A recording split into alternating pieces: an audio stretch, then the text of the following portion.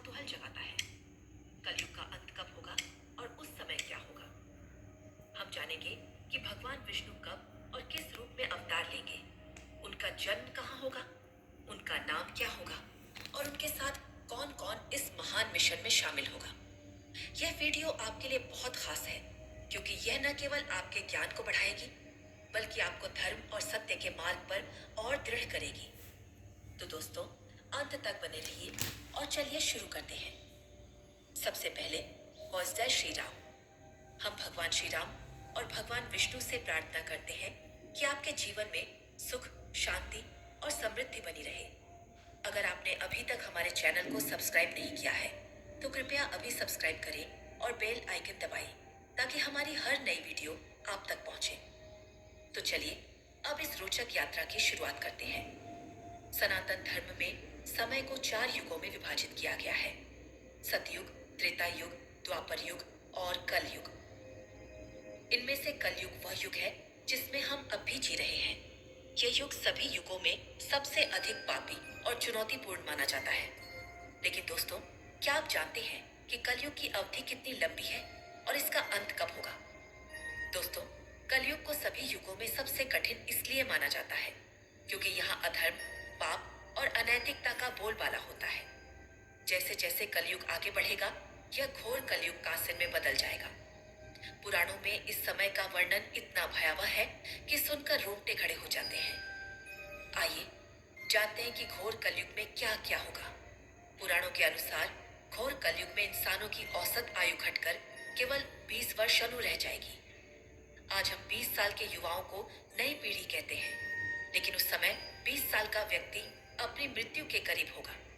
छोटे बच्चों के बाल 2-3 साल की उम्र में ही सफेद होने लगेंगे और मानव शरीर कमजोर और रोगग्रस्त हो जाएगा। सूर्य का तेज इतना बढ़ जाएगा कि सातों समुद्र और नदियां सूख जाएंगी। कभी भीषण गर्मी, कभी कड़ाके की ठंड, कभी तूफान तो कभी बाढ़। मौसम पूरी तरह अनियंत्रित हो जाएगा। धरती पर अनाज उगना बंद हो जाएगा और भोजन की कमी इतनी होगी कि लोग इंसानी मांस तक खाने को मजबूर हो जाएंगे। रिश्तों की पवित्रता खत्म हो जाएगी। भाई भाई का दुश्मन बनेगा और पति पत्नी के बीच विश्वास टूट जाएगा। कोई भी स्त्री अपने पति के प्रति वफादार नहीं रहेगी। 16 साल की बच्चियां मां बनने लगेंगी और समाज में अनैतिकता चरम पर होगी। लोग पूजा पाठ, वेदों और शास्त्रों का पालन करना भूल जाएंगे। धर्म गुरु अपने स्वार्थ के लिए लोगों का शोषण करेंगे और उनके आचरण राक्षसी होंगे। गंगा जैसे पवित्र तीर्थों को लोग तीर्थ मानना बंद कर देंगे और दूर के तालाबों को ही तीर्थ समझेंगे। धन ही इंसान की पहचान और सम्मान का आधार होगा। जिसके पास जितना धन होगा उसे उतना ही गुणी और सम्मानित माना जाएगा। लोग धन के लिए अपने सगे संबंधियों तक का खून बहाने से नहीं हिचकेंगे। घोर कलयुग में क्ली पुरुष पानुर नामक एक राक्षसी शक्ति का उदय होगा। वह अधर्म का प्रतीक होगा और अपनी मायावी शक्तियों से लोगों को वशीभूत कर लेगा। लोग उसे ही भगवान मानने लगेंगे और उसकी आज्ञा का पालन करेंगे। वह इंसानों को ऐसी शक्तियां देगा जिससे उनकी ताकत देवताओं से भी अधिक हो जाएगी। भगवान कल्कि का अवतार। जब धरती पर पाप और अधर्म अपने चरम पर होगा, तब सनातन धर्म की रक्षा के लिए भगवान विष्णु अपने 10वें और अंतिम अवतार अकल्किदा के रूप में अवतरित होंगे। रामचरितमानस, श्रीमद् भागवत पुराण और अतकल्कि पुराणों में उनके अवतार का विस्तृत वर्णन मिलता है। आइए उनके बारे में और जानें। उनके 3 भाई होंगे, कवि, प्राज और सुमंत। ये भाई उनके जन्म से पहले ही अवतरित हो चुके होंगे और उनके मिशन में सहायता करेंगे। भगवान कल्कि की 2 पत्नियां होंगी। 1 पद्मा, जो माता लक्ष्मी का स्वरूप होंगी और धन, समृद्धि और सौभाग्य की प्रतीक होंगी। 2 हरमा, जो वैष्णवी शक्ति का रूप होंगी। त्रेता युग में वैष्णवी ने श्री राम से विवाह के लिए तपस्या की थी और श्री राम ने उन्हें कलयुग में पत्नी बनने का वरदान दिया था।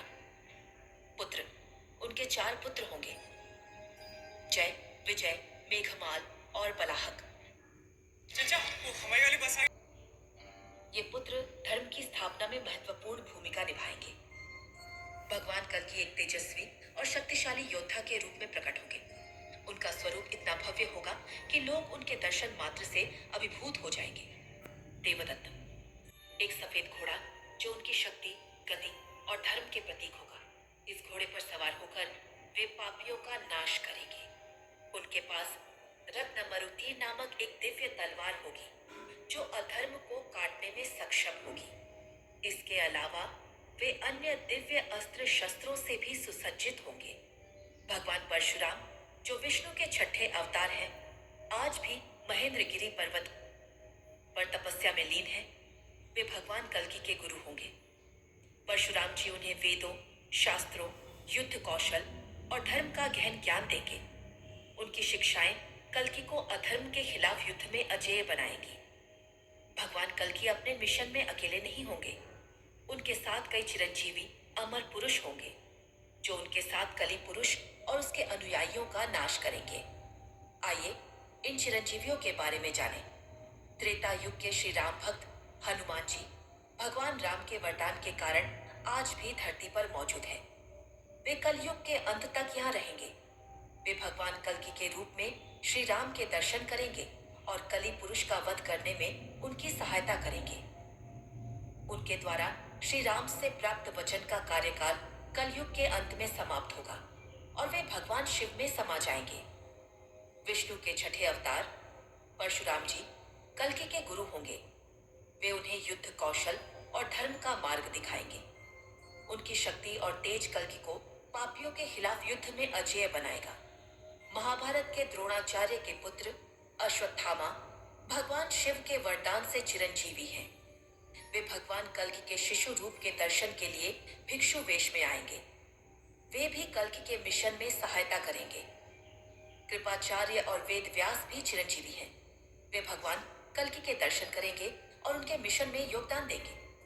वेद व्यास जी ने ही पुराणों में कलयुग के अंत और कल्कि अवतार का वर्णन किया है।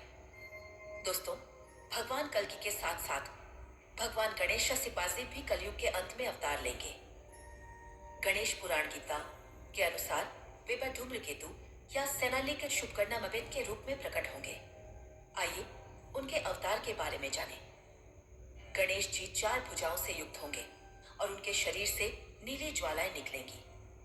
वे क्रोधी स्वरूप में होंगे और उनकी आंखों से अग्नि की वर्षा होगी। वे एक नीले घोड़े पर सवार होंगे जो उनकी शक्ति और गति का प्रतीक होगा। गणेश जी अभिमानासुर नामक राक्षस का वध करेंगे। ये राक्षस कलि पुरुष की तरह ही अधर्म का प्रतीक होगा। धर्म की स्थापना। पापियों का नाश करने के बाद गणेश जी का क्रोध शांत होगा। वे पर्वतों में छिपे संतों को आशीर्वाद देंगे और उनके हाथों में धर्म की पुनर्स्थापना का कार्य सौंपेंगे। घोर कलयुग में क्ली पुरुष एक राक्षसी शक्ति के रूप में उभरेगा। वह अधर्म का प्रतीक होगा और अपनी मायावी शक्तियों से लोगों को अपने वश में कर लेगा। कलि पुरुष की शक्ति का स्रोत अधर्म होगा। जितना अधिक अधर्म बढ़ेगा वह उतना ही ताकतवर होगा। लोग उसे भगवान मानने लगेंगे और उसकी आज्ञा का पालन करेंगे। वह इंसानों को शक्तियां देगा जिससे उनकी ताकत देवताओं से भी अधिक हो जाएगी। युद्ध रामायण और महाभारत से अलग होगा क्योंकि इस बार पूरी मानव जाति भगवान के खिलाफ होगी। भगवान कल्कि और गणेश जी कलि पुरुष और उसके अनुयायियों का नाश करेंगे। उसकी शक्तियां समाप्त हो जाएंगी, लेकिन वह अगले कल्प में फिर प्रकट होगा। कलयुग के अंत में एक बुलातिशोखादी महाप्रलय आएगी जो धरती को पूरी तरह बदल देगी।